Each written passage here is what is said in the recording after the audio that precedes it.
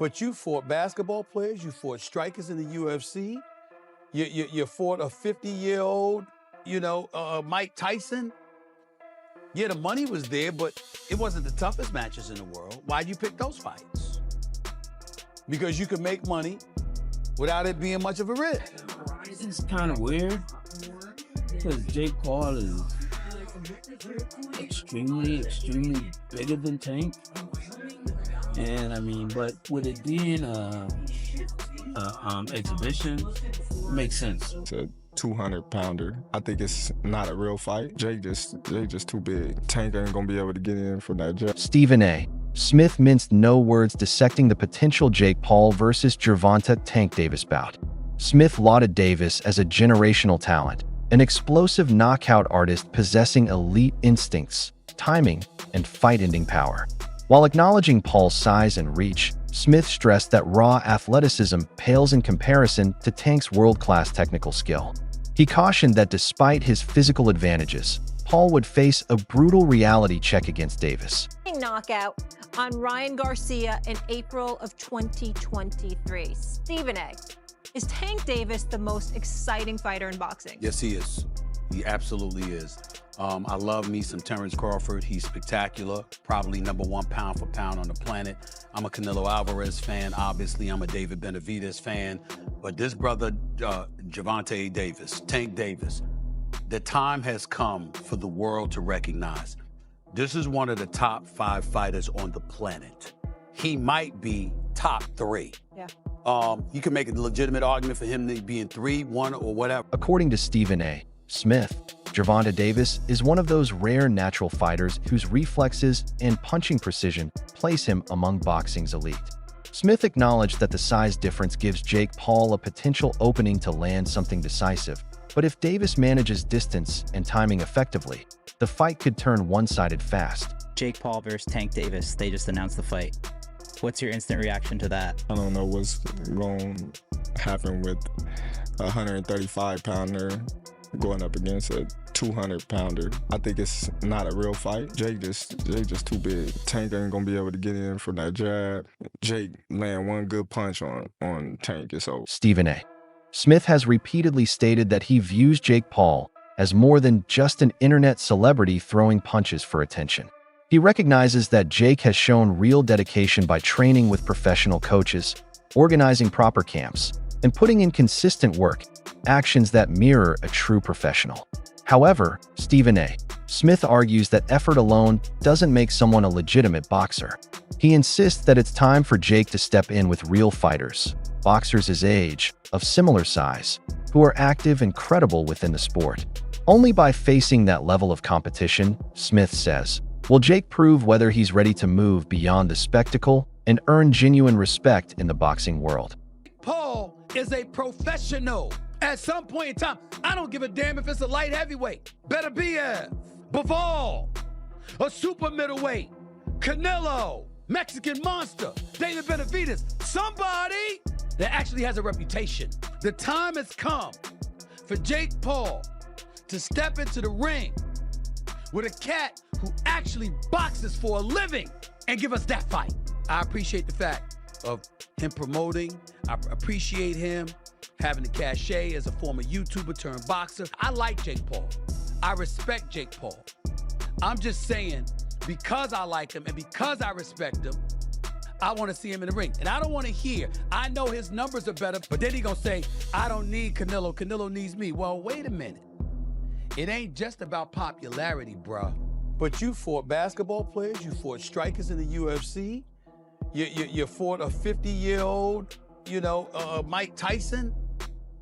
Yeah, the money was there, but it wasn't the toughest matches in the world. Why'd you pick those fights? Because you could make money without it being much of a risk. Well, if you're doing that, how you gonna turn around and knock Canelo Alvarez for doing the same? Especially working in a sport that you yourself, Jake Paul, has called corrupt and abusive towards fighters. Now, I understand you're upset, you're a little bit salty about Canelo using you to get a better deal from Riyadh or him turning down a fight with you. But what you're attempting to do and what you have done to some degree Canelo Alvarez has done. He has fought Triple G. He has fought Mayweather. He has, I mean, even though Charlo's undersized, he was a champion. Terrence Crawford is a champion. By the way, he's not 140. He's not 135. He's 147. And then his last fight, I think, was at 154. And oh, by the way, he would move up a couple of weight classes. Now, I think Canelo needs to be fighting David Benavidez as well. But he did fight and knock out Kovalev at the light heavyweight spot. He did fight and lose to Bivol. He did fight Triple G not once, not twice, but 3 times. So when Canelo sits up there and says, I fight fighters. Stephen A. Smith has emphasized that Jake Paul has no grounds to complain about criticism when even Canelo Alvarez, a legitimate boxing legend, is facing similar scrutiny for choosing fights that appear more about money and spectacle than true competition. Smith has directly challenged Jake, saying that if he's genuinely serious about boxing, not just chasing fame, flashy moments, or big paydays, he needs to fight opponents his own age and size. He argues that Jake has repeatedly chosen bouts with clear physical mismatches, targeting older or smaller fighters, and that to earn real respect, he must step into the ring with a peer-level boxer. According to Stephen A. Smith, that's the only way Jake can truly test his abilities, build credibility at this particular moment in time. Now, I'll give Jake Paul credit for this. At least he's in the ring with a boxer. But 57 years old is 57 years old. And 57 years old and formally walking into a UFC fight as an audience member, as a patron with a cane, it's hard to believe a year later that you're going to be in any condition to really fight. I hope I'm wrong, but I don't know. And if you're Jake Paul, here's what I want to say to you. It's Mike Tyson, that's fine. It's a money fight, I get you, and you want to make money. But at some point in time, if you keep telling us that you're taking boxing seriously and you want to be recognized as a big-time boxer / fighter, you're going to have to fight somebody closer to your age, who is a contender at the very least in the sport and who lives with it every single day. Could you please get in the ring with somebody? Pretty please with sugar on top. I'm interested. But you fought basketball players, you fought strikers in the UFC, you fought a 50-year-old, Mike Tyson. Yeah, the money was there, but it wasn't the toughest matches in the world. Why'd you pick those fights? Because you could make money without it being much of a risk. Well, if you're doing that, how you gonna turn around and knock Canelo Alvarez for doing the same? Especially working in a sport that you yourself, Jake Paul, has called corrupt and abusive towards fighters.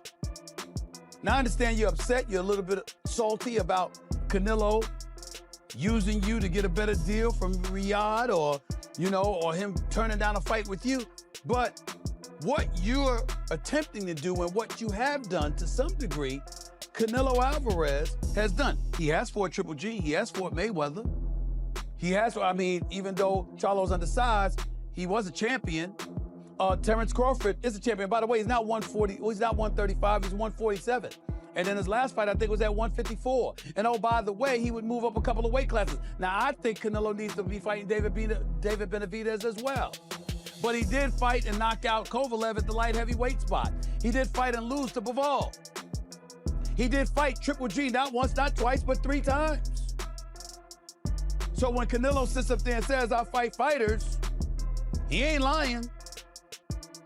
His reputation does speak for itself. So I can't. Meanwhile, Jake Paul responded to the criticism by reminding everyone that he's still relatively new to boxing and hasn't been in the sport his whole life. He leaned into his entertainment background, saying, I was on Disney when these guys were already winning UFC belts, implying that many of his critics have been in combat sports for years while he was busy building a brand in show business. From his perspective, it's unrealistic to expect him to start at the top overnight. Still, Jake insists that he's learning quickly and fully committed to boxing now, determined to prove himself where it matters most, inside the ring. are beating up on dudes who don't box. They're not boxers. I was on Disney Channel while these guys were winning UFC championships. Okay. You know, I was playing with Mickey Mouse while these guys were throwing arm bars and winning UFC championships. Everyone's, analyzing my career, critiquing it, paying attention to it from day one, but you can't tell me who was Mike Tyson's first fight. You can't tell me who Muhammad Ali, who was his fourth fight. No one knows, but everyone's seen all of my fights. I tried to fight Tommy Fury. Yeah, I tried to fight Tommy Fury and he backed out due to a rib injury. Undefeated, young prospect. He comes from the Fury family. His brother's the heavyweight champion of the world. I tried to fight him and he got... Stephen A. Smith has been outspoken in his appreciation for what Jake Paul is bringing to boxing, particularly his ability to promote himself and create his own opportunities. While Smith has criticized Paul's choice of opponents and questioned the legitimacy of certain fights, he respects that Jake is proving fighters can succeed without being completely dependent on promoters. Smith argues that promoters have long manipulated matchmaking, stalled fighters' careers, controlled access to big fights, and often abused their power. By stepping in and challenging that system, Jake Paul has introduced new energy, attention, and financial momentum to the sport, and Smith believes that contribution deserves recognition. Fan of Jake because I think that what Jake tries to do for the sport of boxing, I think people don't realize the importance of him being able to promote for himself and not being reliant on the promoters who I believe has held the sport hostage. The only critique I've ever given Jake, I just want Jake to fight boxers. Like Nate Diaz, we know his reputation. We know the man can fight. We know in the octagon he could be something special. But we know you breathe on him, he starts bleeding. It's a fair critique. And you know what? He should fight boxers. But then again, should he? Because I'll tell you why. If you're a human who can rake in $6 to $10 million fighting people that you know you're going to beat, and you want to build a resume and a record that's impressive with a good highlight reel, you got to be strategic about this shit. Jake's 25, 26. He's got so much time. Yeah, but what I'm saying is, I get where you coming from. All I'm saying is, we don't know your skill set because you haven't been in there with it. One of boxing's sharpest minds, Terrence Crawford, predicts that this fight is heavily unbalanced in terms of weight, suggesting that Jake Paul's physical advantage could outweigh skill and technique if he manages to land a single clean shot. Crawford put it bluntly, saying that if Paul connects early with one solid punch, it could change the entire outcome of the fight. However, he also added a key disclaimer. Given the size disparity, this matchup might resemble more of an exhibition than a genuine boxing contest. Versus Tank Davis, they just announced the fight. What's your instant reaction to that? I don't know what's going to happen with a 135-pounder going up against a 200-pounder. I think it's not a real fight. Jake just too big. Tank ain't going to be able to get in from that jab. Jake land one good punch on. Teddy Atlas, one of boxing's most respected analysts, has spoken candidly about Jake Paul's rise and the sacrifices behind his success. He acknowledges that, regardless of public opinion, Paul deserves credit for securing the fights he wants, something that doesn't come easily. Atlas explains that it takes persistence, significant investment, and a willingness to sacrifice comfort for opportunity. Jake has carved out a space in boxing that few thought possible for a YouTuber-turned-fighter. Atlas also noted that Paul has genuinely developed as a boxer, spending years training with elite coaches, sparring with professionals, and learning how to perform under pressure. While many boxing purists mock him, Atlas argues that such criticism often overlooks the effort and progress Jake has demonstrated. Though some fans still dismiss him because of his background, Atlas insists that Paul's journey stands as proof of the dedication and work it took to reach this level. Too much credit to Paul. Why? He's done a hell of a job to put himself in this position. He sold himself. He sold his dream. He took his dream. He took his idea. And he put it out there, and he made it happen. Give him credit for that. And he made it happen. And he took risk along the way. Yeah, he picked his spots. He's in the driver's seat. He gets to pick his spots. He's the one bringing the money. He's the one promoting. Yeah, he's the name. He made himself that, coming from where he came from, with all his followers and the whole thing, and just the uniqueness of what he was doing. But he has learned along the way. He's not a top guy yet. No, I don't know that he ever will be. He didn't have that amateur background and the things that you usually need to be a top guy. But he has improved.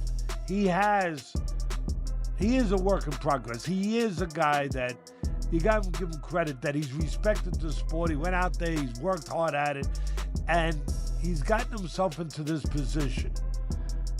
Having said all of that, this might be a step too far. Now, when I say it, I'm also, I try to be responsible. I've been in this game 50 years, so I know where not to step, where you could twist an ankle. Several analysts believe this fight could become one of the biggest boxing events in recent years, potentially surpassing traditional matchups in global reach and audience engagement. Their reasoning is simple. Jake Paul is more than just a boxer. He's an entertainer and influencer with a massive following that extends far beyond the sport itself. Unlike most fighters who primarily attract hardcore boxing fans, Jake's social media presence and mainstream appeal draw millions of casual viewers, turning this event into a cultural phenomenon rather than just a sporting contest. Experts predict it will dominate headlines, shatter pay-per-view records, and reshape how boxing connects with audiences around the world. Than Gervonta Tank Davis. Now, Canelo's not a bigger global star than Jake Paul because Jake Paul is an entertainer outside the sport of boxing. That's why. So now you have people telling you that Jake Paul and Tank Davis is a circus fight, okay? It's a commercial circus fight. On top of that, Jake Paul fights at cruiserweight and heavyweight, 200 plus pound, 200 minimum. Okay, his last fight against Julio Cesar Chavez Jr., former world champion, the son of a legend, he weighed in at 199 pounds. He fought Iron Mike Tyson at 224 pounds. Okay, Tank Davis fights at 135 pounds. You have the storyline of David and Goliath that's going to push the entertainment part. Okay, that's going to get people to draw interest in the fight. Why? Because you have the whole David and Goliath situation going on. So again, that attracts people. Okay? So it's a sideshow. But even the sideshow, yes, it's going to be on Netflix. Yes, it's going to be a big event on Netflix. But guess what? The fight has been widely criticized as a spectacle disguised as sport, driven more by money than competition. Commentators from boxing scene have labeled it a greedy, cartoonish sideshow, lamenting that boxing's core values of merit and tradition are being replaced by social media hype and financial gain. Many see it as a disappointing step backward for the sweet science. Gervonta Davis has faced heavy backlash for abandoning his contractual rematch with Lamont Roach Jr. in favor of a far more lucrative bout against Jake Paul. Roach, who felt he deserved the win in their controversial draw, expressed frustration and disappointment over Davis's decision. Although their contract included a rematch clause, Davis chose not to finalize it, opting instead for an exhibition that will reportedly earn him around $100 million, far more than he'd make in a second fight with Roach. Critics argue that this move prioritizes profit over the integrity of boxing. We want that rematch next. It's definitely the one I want next. It's the fight I want next, but it's not the fight that's going to be next. Tank said they ain't going to give it to you. PBC had a contract for Tank Roach. Tank didn't sign it. Roach knew all along fight ain't going to happen. He was only contractually obligated to have the rematch if Roach win. Roach won that fight. Robbed him of the knockdown. It's a draw. Now they're not contractually obligated. So why didn't Tank sign the contract? Gervonta Davis, and you're being offered 20, 30, 40 million, whatever the number is, and you're getting 7 or 8 to fight Lamont Roach. Do you remember once upon a time Gervonta Tank Davis had a contract on the table for like 200 million, 300 million, something crazy like that? 6-fight deal, what happened to it? The PBC split with Showtime, now with Amazon. Gervonta doesn't want to fight Jake. What else is he going to do? Let me tell you the biggest issue. He had nowhere to go. Where's the... Got Tank getting in the ring with Jake Paul pretty soon. What do you think that, like, what is it? You know why, it's people a lot of people mad. A lot of people upset, real hardcore boxing fans. But you know what about boxing? I like when it's all said and done and when you guys go off, they go into the next man. So if y'all can make a big payday, go get that payday. The sport of boxing don't love you. That's the problem with this sport. It's like what Jake Paul did, man, it's crazy. But people getting paid off of it. Yeah. So if he can call any one of y'all out and y'all can get that payday, I say go. Do you think Jake Paul's size and star power will give him a real chance? Or will Gervonta Davis's elite skill and devastating knockout power be too much for him to handle?